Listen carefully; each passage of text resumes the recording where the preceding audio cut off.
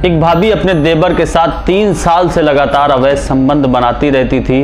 फिर एक दिन ऐसा आता है कि जिस दिन वो बार बार वो अपने देवर के साथ शारीरिक संबंध बनाती रहती थी, फिर कुछ ऐसा होता है जिसमें उसकी जान चली जाती है। आखिर क्या है पूरी घटना, जानेंगे इस सच्ची घटना को विस्तार से। जय हिंद दोस्तों, मेरा नाम है अरफात हुसैन, आप देख रहे हैं मेरा यूट्यूब चैनल MD10। दोस्तों, ये पूरी घटना छत्तीसगढ़ के रायपुर के हवनपुर गांव की है, जहां 9 नवंबर को पुलिस के पास फोन किया जाता है कि यहां एक कमरे में एक औरत की निर्वस्त्र हालत में एक लाश मिली है।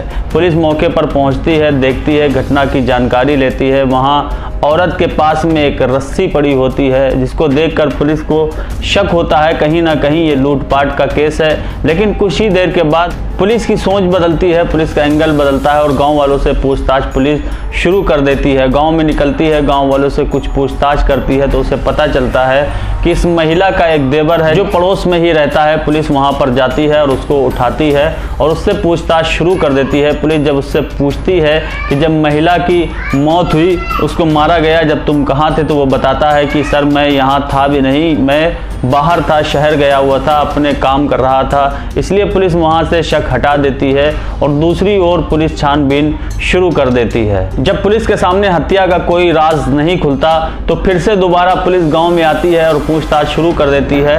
गांव के कुछ लोग बताते हैं कि जिस वक्त हत्या हुई थी उसके थोड़ी ही देर के बाद हमने इसके देवर को घर से बाहर आते हुए देखा था। तो पुलिस का शक और बढ़ता है और उसके देवर को फिर से पुलिस उठा ले जाती है, थाने लेकर जाती है और उससे पूछताछ शुरू कर देती है। तो आय बाय शाय करने लगता है, बात को घुमाने लगता है, लेकिन पुलिस का शक मजबूत हो जाता है क्योंकि वो बयान बदलता रहता था। क्योंकि उसने कहा था कि जब हत्या हुई थी तो मैं शहर गया हुआ था, लेकिन जब पुलिस दोबारा पूछती है तो वो कहता है कि सर मैं वहां पर गया तो था, अपनी भाभी के पास काम से गया था, मैं अपना काम करके थोड़ी देर के बाद वहां से चला गया था। तो पुलिस का शक और बढ़ता है, पुलिस सख्ती से पूछताछ करती है, पुलिस मारपीट शुरू कर देती है। तो वो बताता है कि सर मैंने ही उसकी हत्या की थी। जब पुलिस सख्ती से पूछती है कि आखिर तुमने उसकी हत्या क्यों की, तो वो बताना शुरू करता है कि सर अब से 3 साल पहले मैं अपनी भाभी को लगातार देखा करता था और देखते ही देखते मेरी नज़र गलत तौर से पड़ने लगती है और मैं अपनी भाभी को प्रपोज भी कर देता हूँ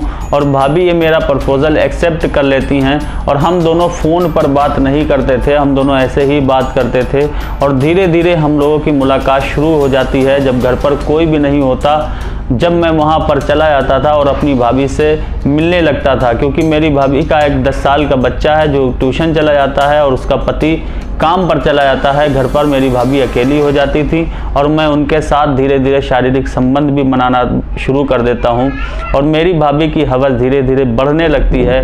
वो मुझको बुलाती इशारे से मैं चला जाता और शारीरिक संबंध बनाने लगता था। कुछ दिनों के बाद ये शारीरिक संबंध वाला सिस्टम और ज़्यादा बढ़ जाता है और दोनों लोगों में शारीरिक संबंध बढ़ते ही रहते हैं। 1-2 साल के बाद मेरी भाभी की हवस और बढ़ती चली गई।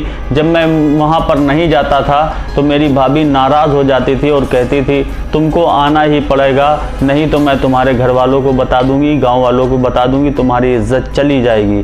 तो मैं वहाँ पर डेली जाने लगा और डेली शारीरिक संबंध बनाता रहता था। फिर एक दिन मैं बहुत ज़्यादा ऊब चुका था अपनी भाभी से, क्योंकि मेरा अपनी भाभी से मन भर चुका था। मैंने कहा कि अब मैं तुमको छोड़ दूंगा क्योंकि ये सब ठीक नहीं है, ये सब कब तक चलेगा। तो मेरी भाभी मुझको धमकाती और कहती कि अगर तुमने ऐसा नहीं किया मैं तुम्हारे घर वालों को बता दूंगी, तुम्हारे बड़े भाई को बता दूंगी और गांव वालों को बता दूंगी। ये सब की सब बातें खुल जाएंगी जिससे तुम्हारी इज्जत भी फाश हो जाएगी। मैं वहाँ से चला आया, बहुत ज़्यादा मैं टेंशन में रहने लगा और डिप्रेशन में भी होने लगा कि अगर ये राज खुल गया तो क्या होगा। फिर मैंने प्लान बनाया क्यों ना अपनी भाभी की हत्या कर दूं, जिससे ये सारे का सारा सिस्टम भी ख़त्म हो जाएगा और मैं बदनामी से भी बच जाऊंगा। 1 हफ्ता पहले मैंने प्लान बनाया था और मैं एक रस्सी मोटी लेकर के आया था और ज़्यादा बड़ी रस्सी नहीं थी, मैं छुपा कर लेकर गया था। अपनी भाभी के साथ संबंध बनाता हूँ, संबंध बनाते बनाते मेरे दिमाग में ख्याल आता है क्योंकि अभी इसको मार दूं क्योंकि ये मौका बहुत ही अच्छा है। मैं उसके साथ संबंध बनाता रहता।